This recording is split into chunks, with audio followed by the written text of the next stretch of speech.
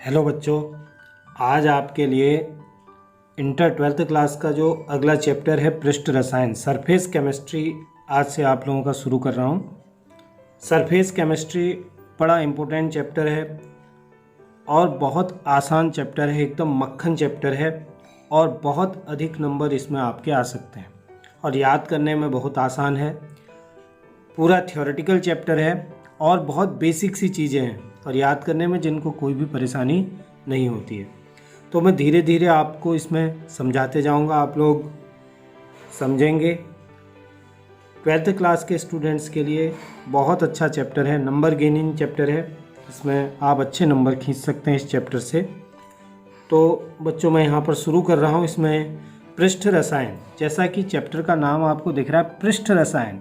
पृष्ठ का अर्थ क्या होता है? सरफेस होता है, यानी कि कोई भी चीज़ अगर हम ले लेते हैं तो उसका सरफेस, जैसे हमने ये बॉक्स ले लिया, एक एग्जांपल मैं आपको बता देता हूँ। जैसे कोई भी बॉक्स है तो बॉक्स की जो ऊपरी सतह है इसको हम क्या कहेंगे?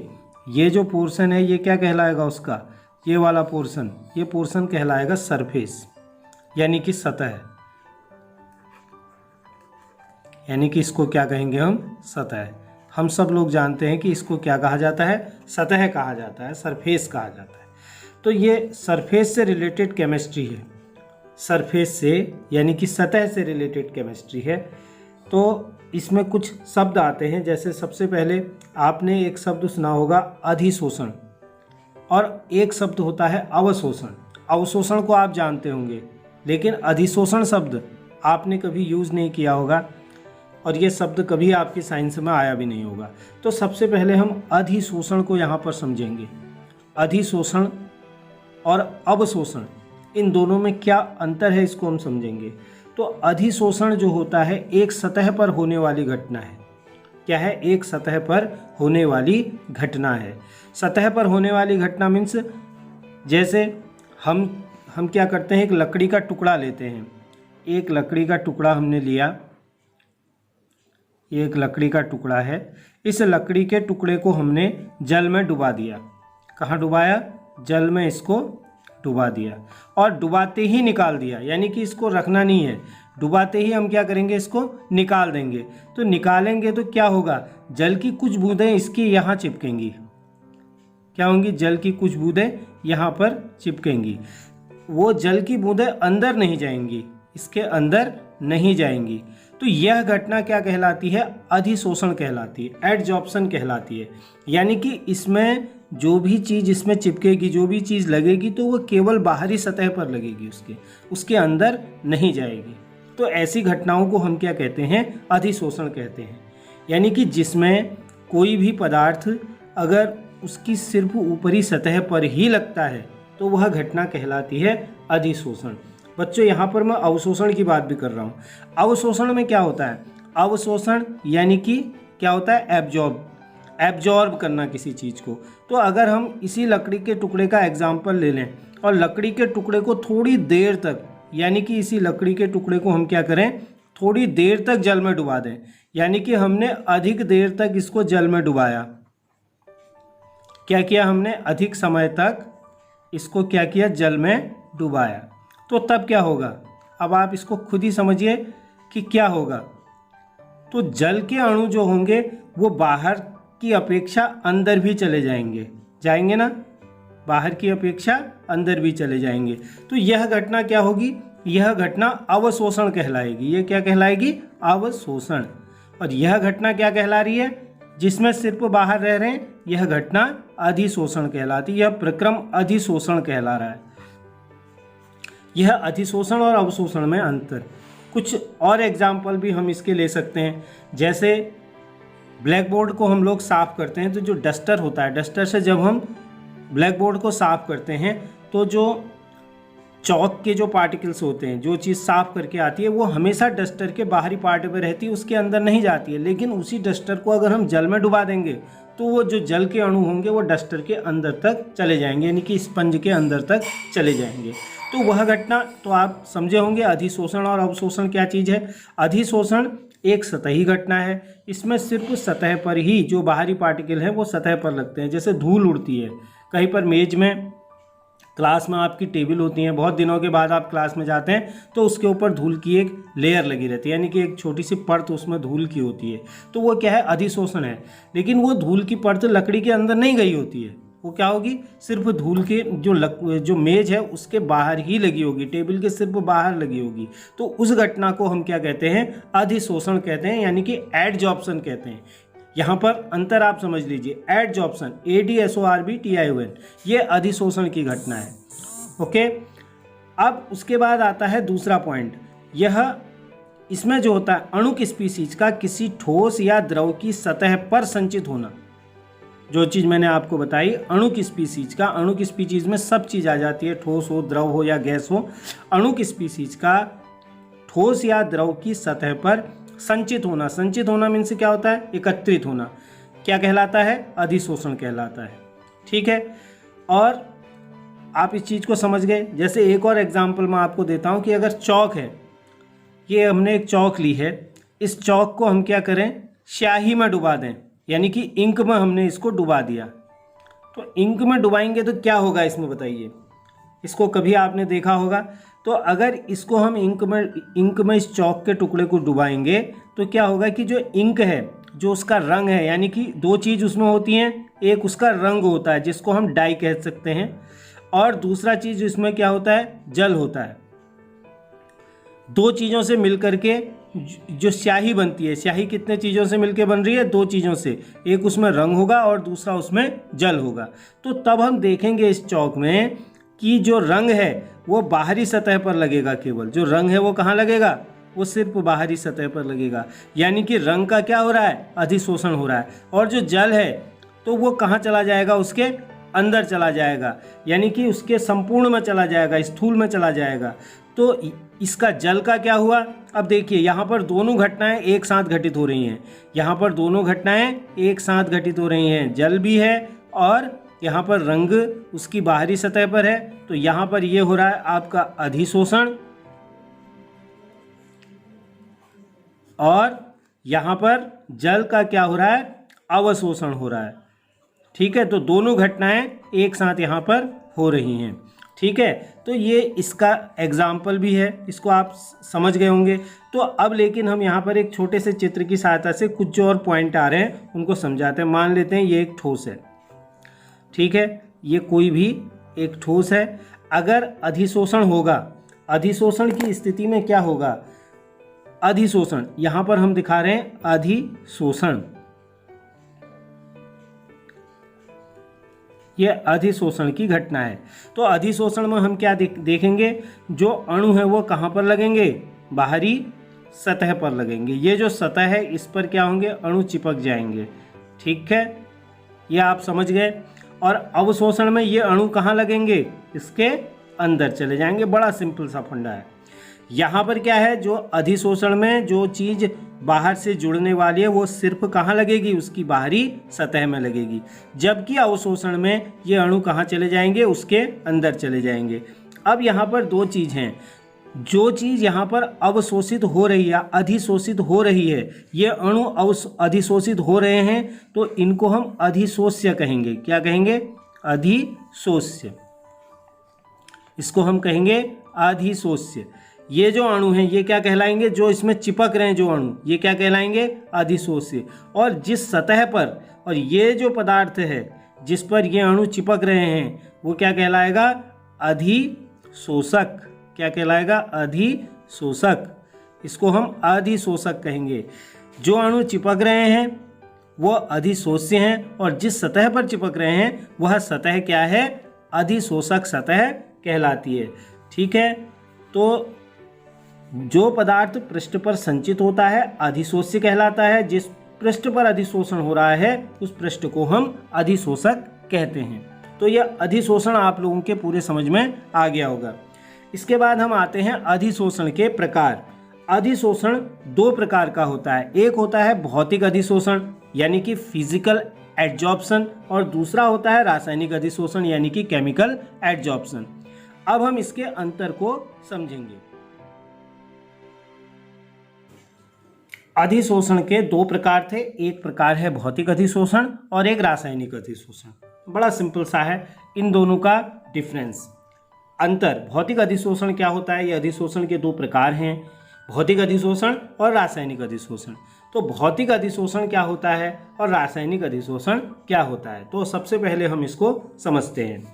भौतिक अधिशोषण, भौतिक अधिशोषण में क्या होता है, जैसे हम ये मान लेते हैं यह अधिशोषक है। अब मैंने यहाँ पर शब्द यूज कर लिया था, पहले आपको बता दिया था कि अधिशोषक क्या होता है।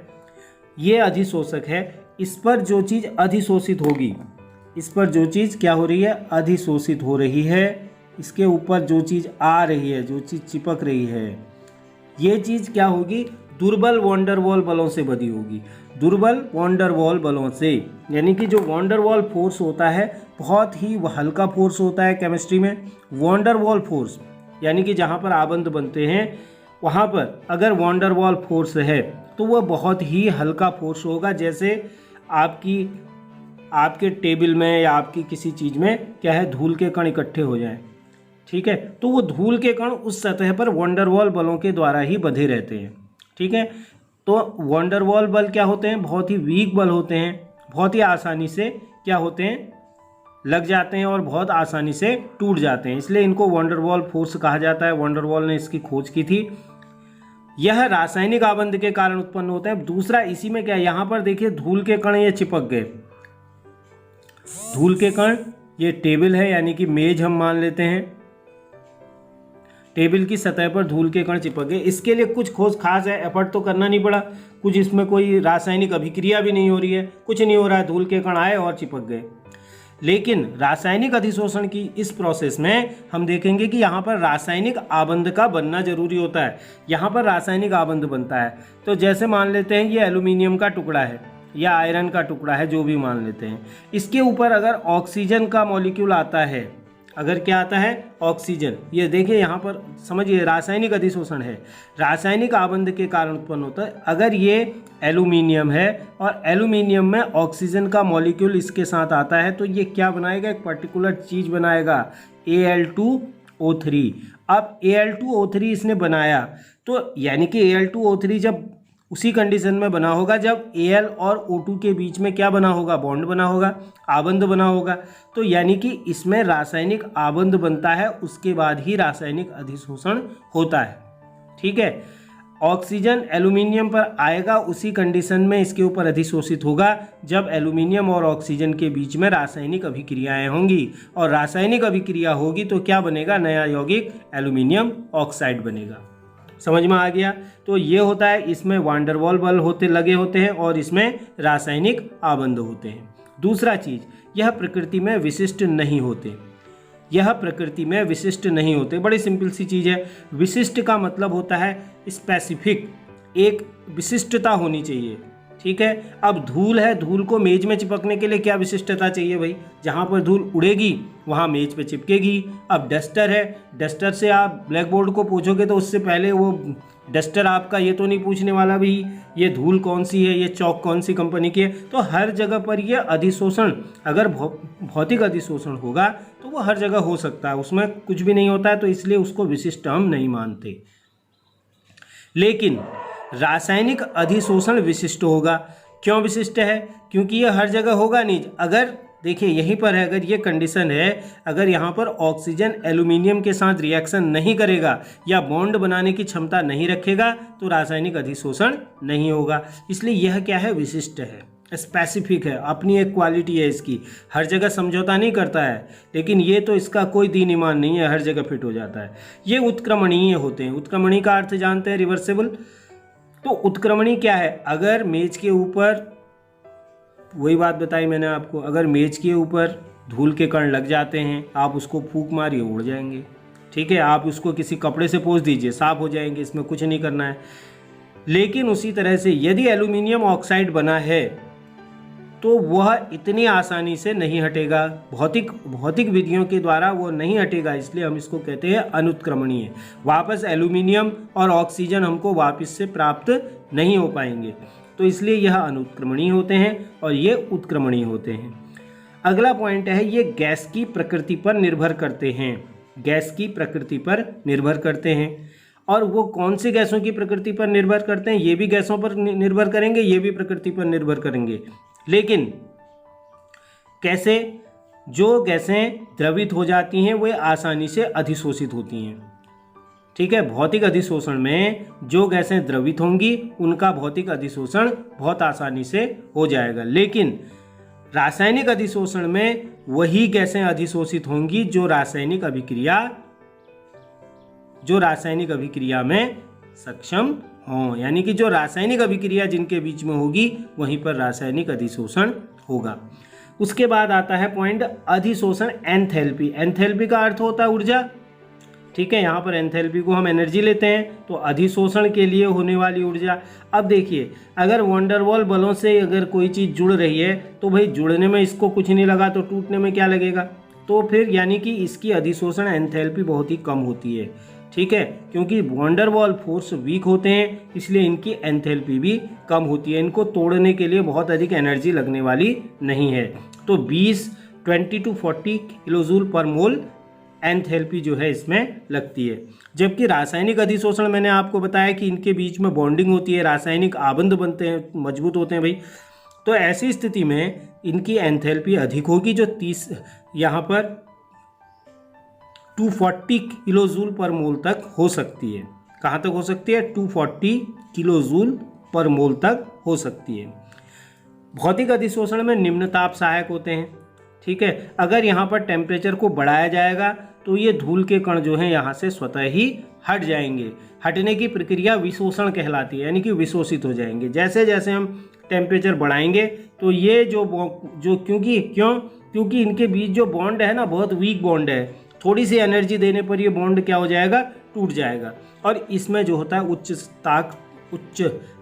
ताप सहायक होता है, यानी कि जितना टेम्परेचर अधिक होगा उतना यहाँ पर रासायनिक अधिशोषण अधिक होगा।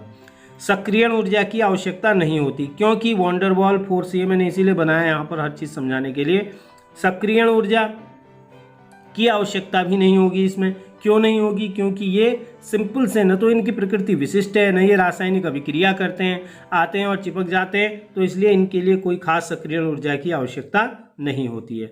लेकिन यहाँ पर चूंकि आबंध बन रहा है इसलिए सक्रियण ऊर्जा की आवश्यकता होती है।